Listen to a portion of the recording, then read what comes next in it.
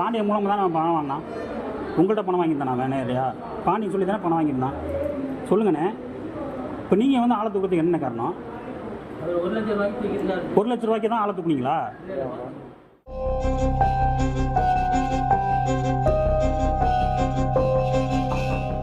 புதுக்கோட்டை மாவட்டம் கந்தர்வக்கோட்டை அருகே உள்ள சொக்கம்பேட்டையைச் சேர்ந்தவர் சத்யராஜ். இவரது மனைவி மணிமேகலை. இவர்களுக்கு கடந்த 6 மாதங்களுக்கு முன்புதான் திருமணம் நடந்துள்ளது.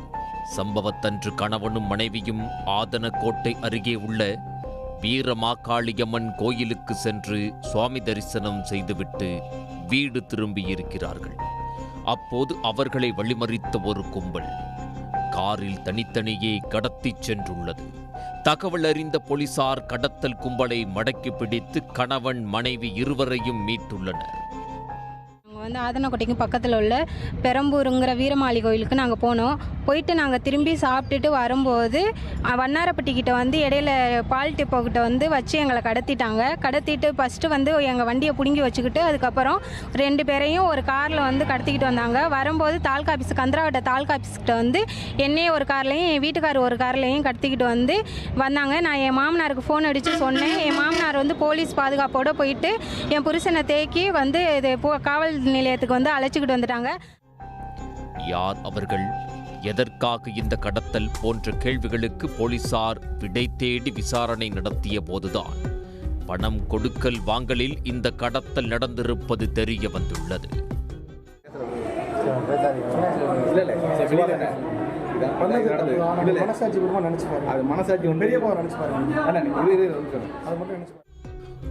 காவல் நிலையத்தில் மனசாட்சியை பற்றி பேசிக் கொண்டிருக்கும் இவர் ராஜேஷ்.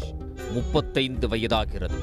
ராஜேஷ் பேங்கர்ஸ் என்ற பெயரில் கடன் கொடுத்து வந்திருக்கிறார். திருமணத்திற்கு முன்பு சத்யராஜ் இவரிடம் 1 லட்சம் ரூபாய் பணம் வட்டிக்கு வாங்கியதாக சொல்லப்படுகிறது. 1 வருடத்திற்கு மேலாகியும் சத்யராஜ் பணத்தை கொடுக்காமல் இழுத்தடித்து வந்ததாக கூறப்படுகிறது. இதனால் ஆத்திரமடைந்த ராஜேஷ் தனது சகோதரர் சூர்யா மற்றும் நண்பர்கள் 4 பேருடன் சேர்ந்து சத்யராஜையும் அவரது மனைவியையும் கடத்தியிருப்பது போலீசார் விசாரணையில் தெரிய வந்துள்ளது. தொடர்ந்து நடந்த விசாரணையில் சத்யராஜ் தான் வாங்கிய 1 லட்சம் ரூபாய் கடனுக்கு 4.5 பைசா வட்டி என்ற வகையில் இதுவரையில் 1.5 லட்சம் வட்டி மட்டும் கட்டியதாகவும், இது போதாது என்று ராஜேஷ் அசலை கேட்டு மிரட்டியதாக சத்யராஜ் குற்றம் சாட்டியுள்ளார்.